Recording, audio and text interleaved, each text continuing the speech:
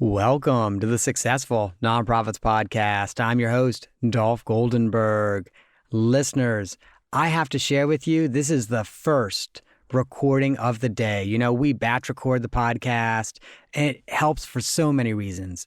But I often say the last recording of the day is going to be the best. But I think this time, this recording with Holly Rustick on grant writing is going to be our best recording of the day. And let me tell you why I say that.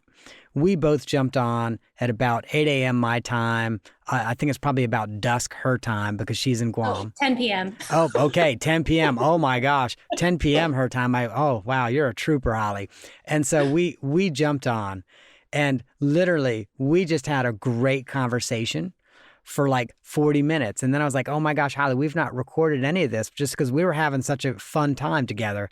And I think now we're going to run over. Is that okay? And so knowing that it's going on 11 o'clock her time, I now get why we're having such a great time, because the end of the day is always the best time to have these conversations. So listeners, it is so my pleasure to introduce you to Holly Rustick. Before I actually bring her on, let me make sure you know a little bit more about her.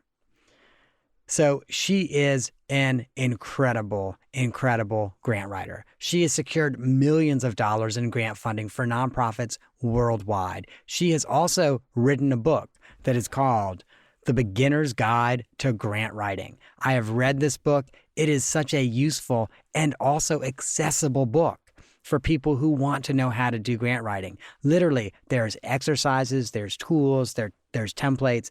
Anyone could read this book and at the end of it, write a pretty good grant proposal. And so when I saw this book, I'm like, yeah, we really have to get Holly on our podcast. A few more things about Holly. First of all, she also has her own podcast, Grant Writing and Funding, so you can look up that podcast. Second, her book and her work is so amazing that it is part of the curriculum at several universities, including the University of Massachusetts and the University of North Dakota. And finally, listeners, I have to share with you, one of the reasons I really wanted Holly on is because part of her forte is working with people who've never written a grant proposal before and helping them figure out how to actually write a grant proposal. And one of the questions that I get asked most often, usually by either startup nonprofits, early career professionals, or maybe even middle or late career professionals who for the first time are having to write a grant proposal. They'll reach out and they'll say, Dolph, how do I find and get grants? And usually my response is, well, this is not a 5-minute conversation. I can talk to you more about it, but you're going to need more than 5 minutes. So these are all the reasons I'm like, we got to have Holly on. Hey, Holly, welcome to the podcast. Thank you so much, Dolph. This is so exciting to be here. And just like you said, in the green room, we're having so much fun. So I kind of feel like we should have just recorded that. Anyways, it was so much fun. So thank you so much, though. I'm so excited to be here on your show today. Well, thank you. And I love that you call it a green room. It makes me feel like CBS This Morning, where they always clip over to the green room. Here's who we're bringing on next. My green room does not look that good, though. Now, Holly, I understand that you started grant writing after a tsunami. I sure did. Yeah. So way back in the mid 2000s, the big Asian tsunami. So for those of you guys who remember that, it literally shook the world the day after Christmas. So, it was the biggest earthquake that's ever been recorded. And I was actually living in Kuwait. I was teaching there. And I applied for a job right away in Indonesia.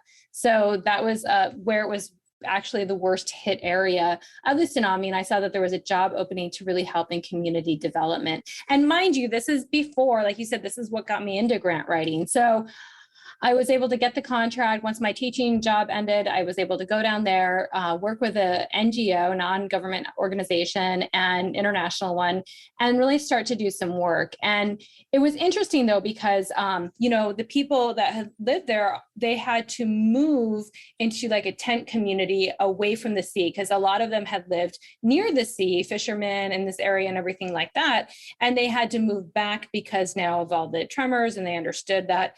And there was different communities that were pushed together, right? So now all of a sudden you had these areas and these communities who hadn't really lived together, who may have had conflict before, now living in these communities. So we were there, we offered an after school program for the children, actually, because now the children of the adults too, who might not have always gotten along, right, we're now living together. So it's kind of a community-based organization where we offered art, taught English, because it was the first time the country had even been open to foreigners in more than 50 years. And we also did sports and different things like that. So it was really cool. The issue was, here's the issue, Dolph, and this might sound really, you might resonate with this. The international NGO, not being nefarious or malicious at all, had come up with this would be a great idea. And everyone's like, yeah, this is a great idea. But you know who they forgot to ask? Who? The community. Of course. Yeah. So they go in, and as we're like, yeah, I'm teaching sport and doing all this stuff. And then I start to, I'm taking a local martial arts course because I'm also getting to know all the locals, the wonderful people there, and just being a part of the community. And my martial arts teacher, who's actually a woman, she came up to me and she said, very Muslim area. And she said, Holly, this is great. You guys are here, but what I really need is money for my water kiosk, because it was wiped away in the tsunami and I need to make money again. And that's how I made my living. But she said, but those United Nations places that have all the money, I don't really, I'm just learning English. I don't know what to say to them. I don't know how to ask for money. So I just kind of started, and I didn't even know I was writing a grant.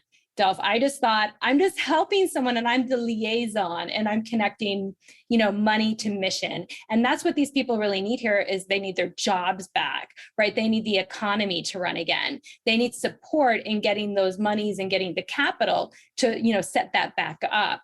So once I started doing that, I was like, oh, and then when I went back to the States after my contract had ended, so then I went from Kuwait back to the States after that, I realized Kuwait, Indonesia, and then the States, I took a job it was back in the day, 2006, a virtual grant writing firm. So all of our clients weren't based there. So that was kind of like progressive back in the day, right?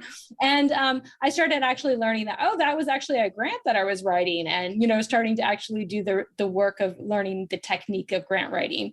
But it's always come back to that is it connects money to mission. And I act like I'm always like a liaison, especially when I'm writing on behalf of other nonprofits. So yeah, that's kind of my story there. Holly, I love that story. And part of what I think is almost a universal truth there is almost all of us who have written grants as part of our career or professionally have fallen into it. None of us that I know of in college were like, whoa, I know what I'm going to do. I'm going to be a grant writer. And I know for me, I kind of backdoored into it as well. My first job out of social work school, I was a case manager. And in the interview, they said, could you write some grants as well? And, being a naive 20-something, not really knowing what I was getting into, I'm like, sure, of course. I mean, in the same way that you said, Dolph, could you play a concert violin for us in front of 1,000 people? Me having never played a violin, I probably would be like, sure, give me a few minutes and I'll figure it out, because I was just a naive person. But I do think many of us kind of backdoor into that.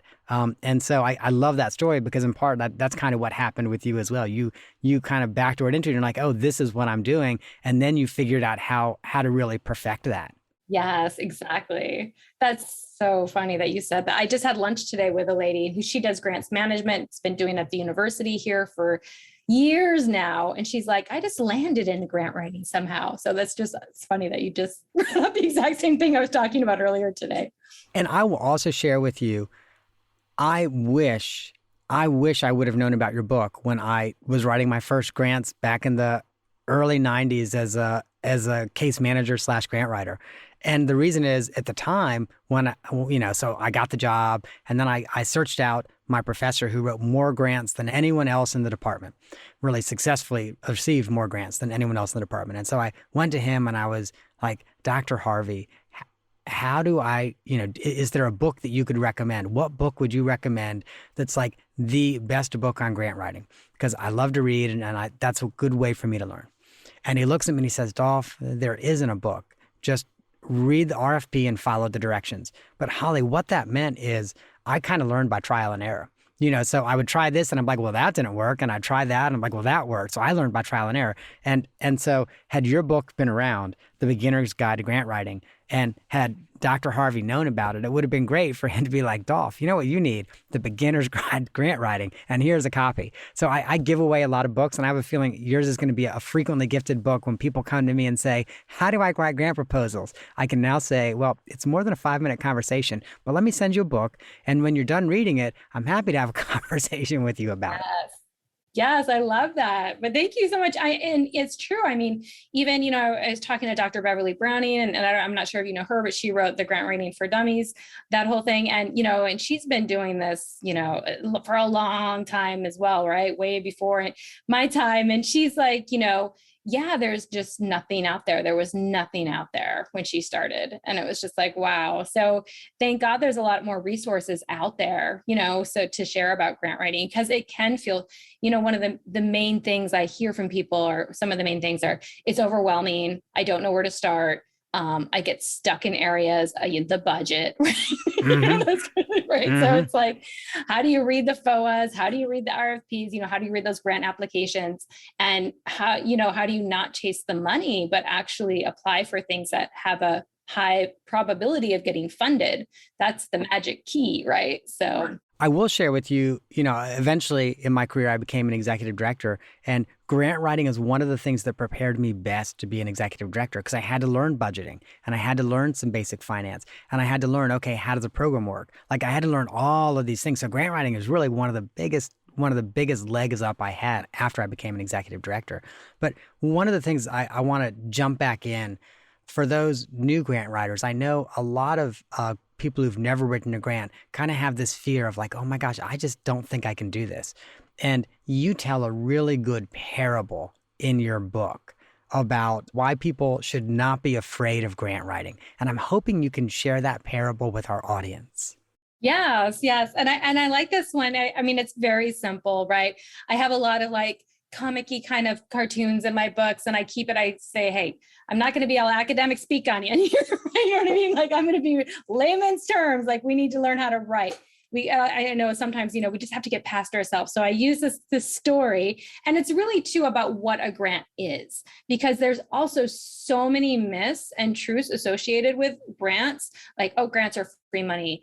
Grants, you don't have to pay them back. And while that might be true, there are strings attached, right? So in this parable, it's, we talk about this girl, Charlene, and she is a teenager, right? And she's really excited about joining the soccer team. So she asks her dad or mom, she says, hey, can I join the soccer team? She's sophomore or whatever. And they said, okay, well, you got to keep your grades up if you're going to join the soccer team, because there's going to be a lot of practice, et cetera. So she says, okay, I'm going to do that. And, here's what I'm going to do. Here's my schedule, et cetera. So she actually comes up with a plan.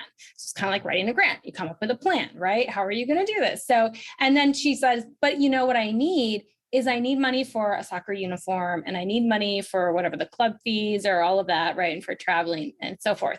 So they say, okay, we're going to give you this money, but keep up your grades, and you have your plan now of what you told us. You're going to come home on these days and study for this time, et cetera. So you have your plan. Here's the money. So she goes out with her team the next day. She's really excited. She's on the team now. She's the youngest one. She goes out, and they're eating at McDonald's, right? And she says, hey team, I want to buy everybody hamburgers, right? So she takes the money for the uniforms, and she spends it on the hamburgers because she wants to be the popular one or whatever, be the friendly one. And then she's all excited. Everybody's excited that she's on their team, and she just bought them dinner. But the next day, she goes to her parents because she still hasn't paid for that soccer uniform, and she has to ask for money again. So her parents are like, what about the money that we just gave you yesterday?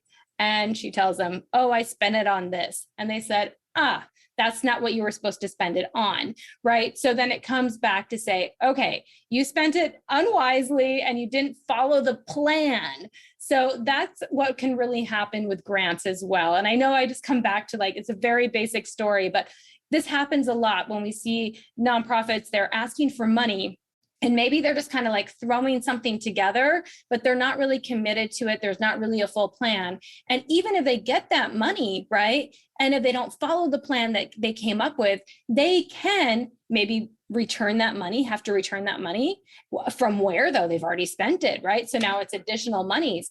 or they just won't be reimbursed. So sometimes grants are reimbursable, where you have to spend the money up front, hand in receipts, et cetera. Then you get the monies reimbursed for those that you spent according to your plan, according to your budget.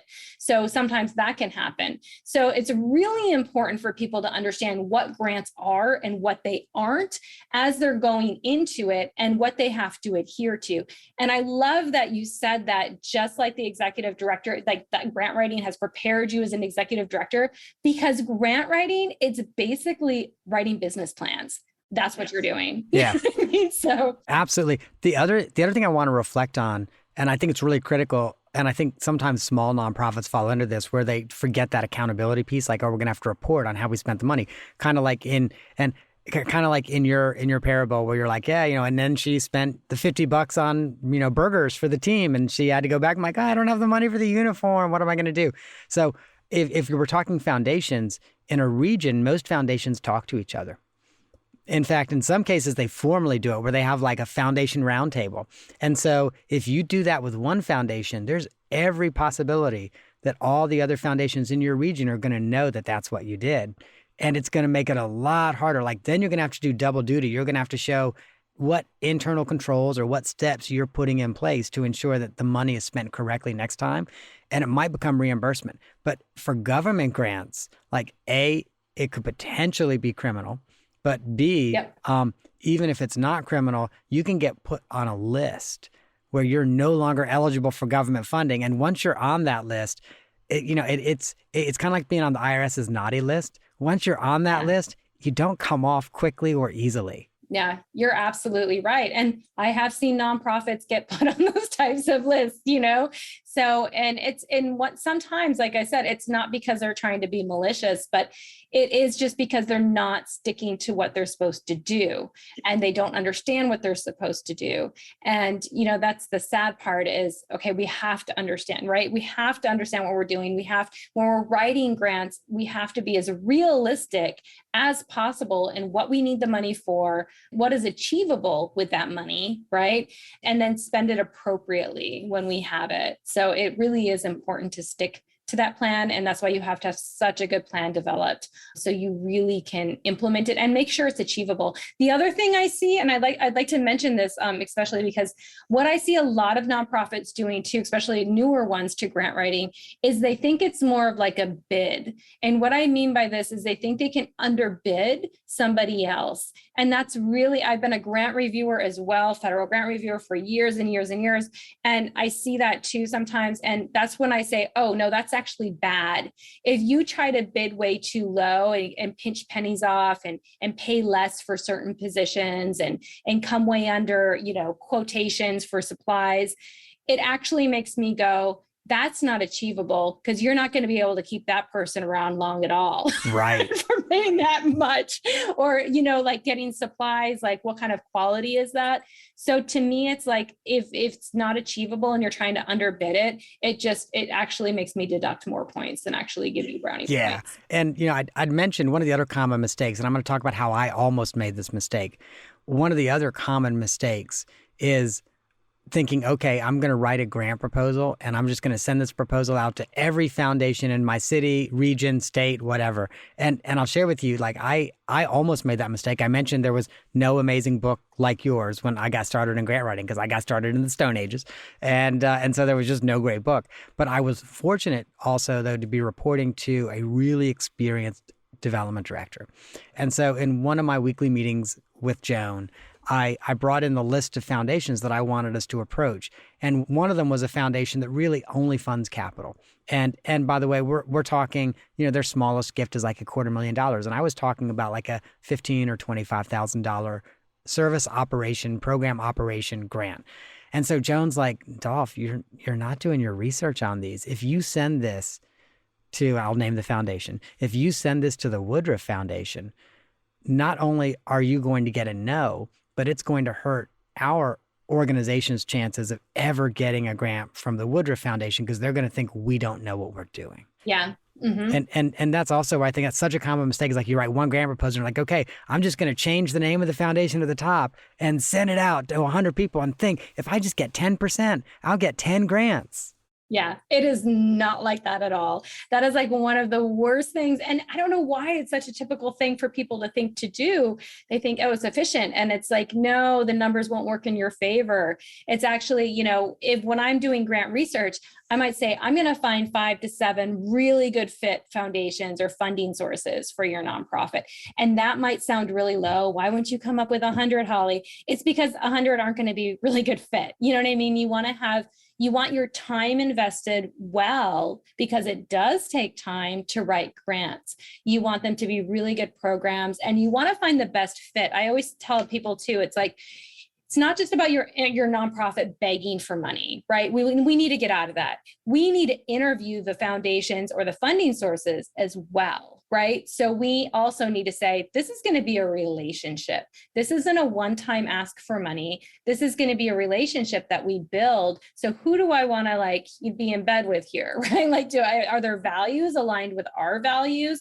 Are the priorities of their program really aligned with what we're doing? Or are we trying to squeeze in our program and make it like this weird fit to try to fit into their mold? That's chasing the money, right? That's mission drifting.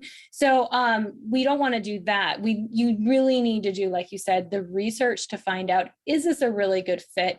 Does it align? Are there priorities for what they want to basically subcontract out? You know what I mean? To implement their vision.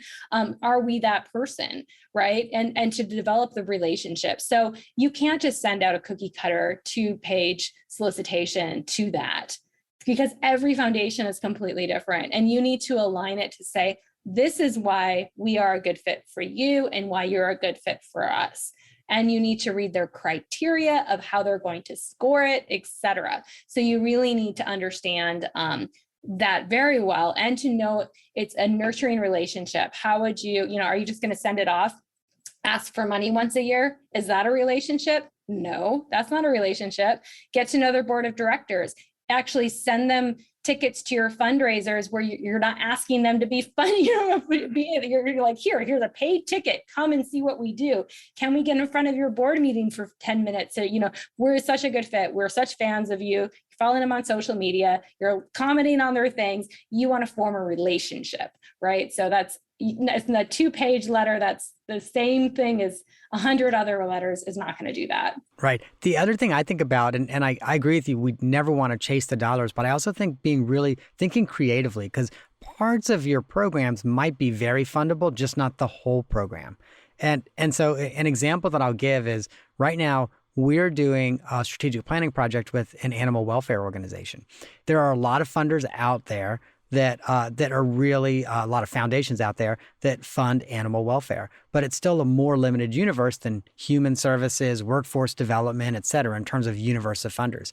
But as an example, as we were thinking through possible funding options for them, one of them is, right now there's a vet tech shortage, which means, it's hard to hire vet techs.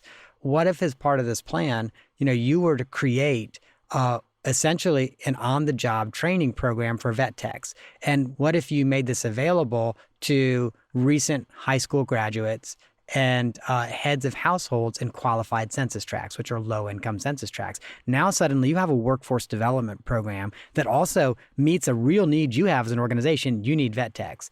But guess what? All of your recruitment, all of your outreach, even all of your training can now be paid for by a foundation who might not have any interest in puppies and kittens and senior dogs and old cats, right? But is really interested in workforce development in low-income census tracts.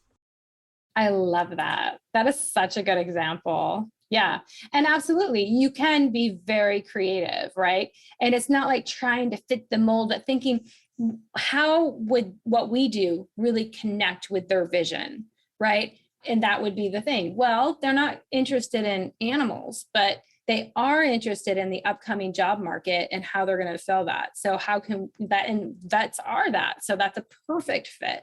So I love that you bring that up, that creative brainstorming way as well, to really think about it, but it has to connect to that vision, right? And then the flip side is, and this is where I think the art of grant writing really comes in, that then it's not cookie cutter. Like then you identify, as you say, those 4 or 5 funders who are in your region, who are very interested in workforce development, and you do the research, and then you craft unique fundraising proposals just for those funders. And that's where I think, well, you're just so right on. It's like, yeah, you essentially identify a handful of funders that might be a good fit for this particular proposal. And then you craft a proposal just for them.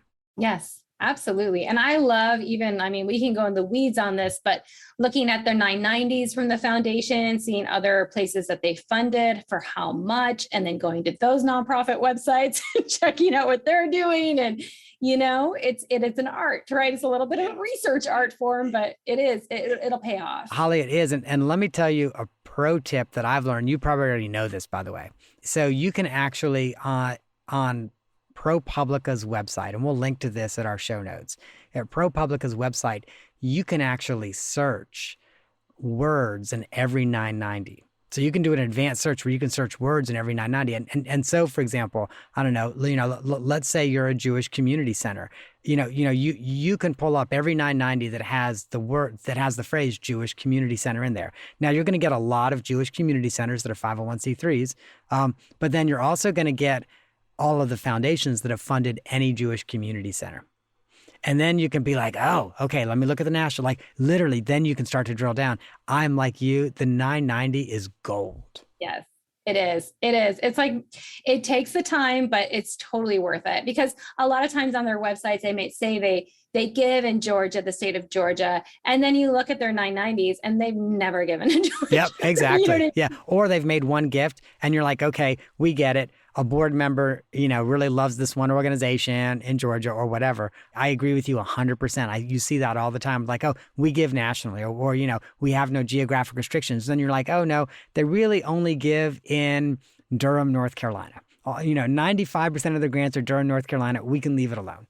Yeah. Yeah. Or on average, we give 25,000 per grant, but no, about 90% you get 5,000. Yeah. Yes. Yes. So, yes. yeah. Yes. And that's often where I think those databases sometimes are a little misleading, because okay, yeah, they give in our region. Yeah. The average grant is 25,000. And then you look and you're like, no, maybe not. Yeah. Yeah. And that will save you so much time from starting to try to develop those relationships and do all that work. So it will really vet it out. But even if you could find a handful, a really good fit, man, that's gold, right? Because once you get into a foundation, you can be there for years. You could be there for life, and you could be getting gifts bigger and bigger every year, versus a federal government where, yes, once you get your foot in the door there, it's great as well, but their program officers flip all the time. You know what I mean? There's a lot more change up and vetting and different kinds of structures for awarding grants versus a foundation who has more subjectivity to it.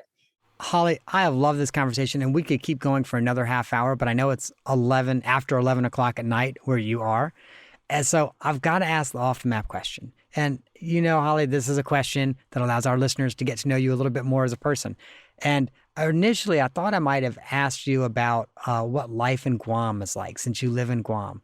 But then you and I had such a great conversation. And right before we hit record, we talked about how late it is there and how it's Friday night. And we talked about, this would be a good time for a martini. Of course, it's 9 a.m. where I am, so there's no martini beside me, and there's no martini beside you either. So off the map question, your martini, gin or vodka, dirty or dry? Gin, dirty martini, all the way. I love it. I feel like James Bondish, but I love it. It's such a good flavor. So I'll have one every once in a while. And you said your favorite drink then, which we thought was very funny as far as martini. Yeah. Is a gin martini dry as the desert? I know most martinis now are with vodka, and on the few occasions when I forget to say gin, I'll drink it because I did order a martini, but I'm like, oh my gosh, this is a vodka martini. Yeah, I'm not into that.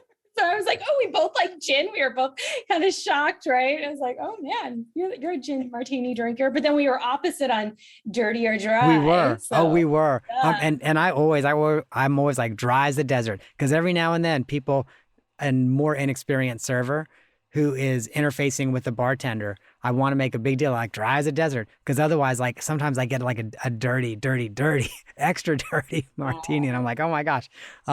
So next question then. Do you have a favorite gin? Oh, I really like Tanqueray. Hmm.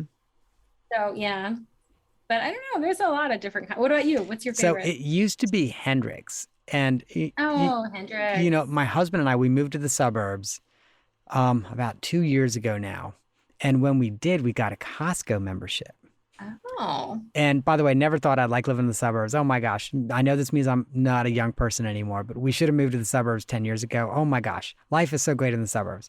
But Costco has its own brand of liquor, and it's called the Mm. Kirkland brand. And Kirkland gin, the botanicals in it are really nice. And so my favorite brand of liquor now is one you can't get at a bar, which is, Kirkland gin.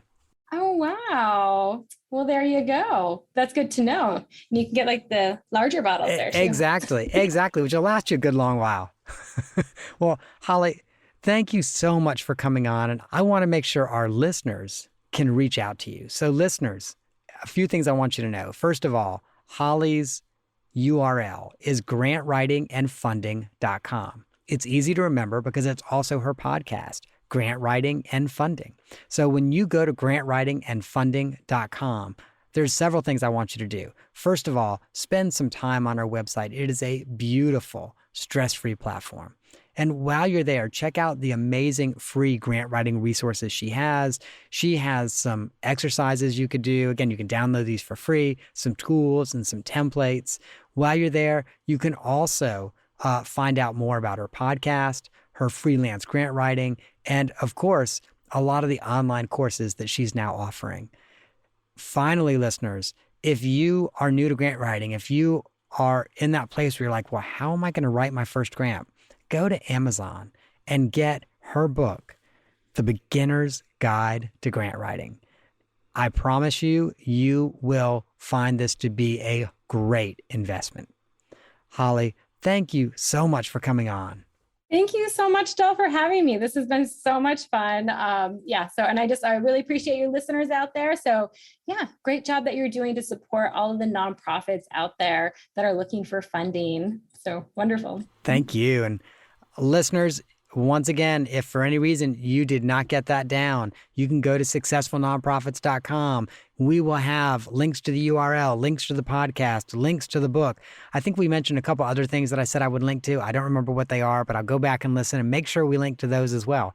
So anything that we've talked about in the show that I can find a link to, you can get at successfulnonprofits.com. And as we start to prepare to close out the show, I've got a couple favors to ask. The first, while you're at successfulnonprofits.com, register for our email list. We don't spam you. We only typically send 1, 2, or 3 newsletters a month. Sometimes we have fun with it. Like we're recording this in April. We actually did an April Fool's edition where we said we were changing the name of our brand to Successfuler Nonprofits because everyone knows Successfuler has to be better than successful. So we do try to have a little bit of fun with it as well. Finally, if you find this episode helpful, forward it to someone else who maybe is early in their own grant writing journey or their own nonprofit journey. So if you find it helpful, forward it. That, listeners, is our show for the week. I hope that you have gained some insight to help your nonprofit thrive in a competitive environment. And I never want to actually have to go through this every single time, but the lawyers make me say it. I am not an accountant nor an attorney. This should not be a surprise. I have a degree in social work and public administration. And neither I nor the Goldenberg Group provide tax, legal, or accounting advice. Again, should not be a surprise. This podcast is for informational purposes only. And guess what? Should not be relied on for tax, legal, or accounting advice. Please, for the love of all things decent, if this is what you need, don't rely on a podcast for it. Find a licensed, qualified professional in your area and get their counsel. If you're not sure what type of professional to reach out to, or if you don't know someone in your area, you can always contact me. I am happy to try to link you with someone if I know someone in your area.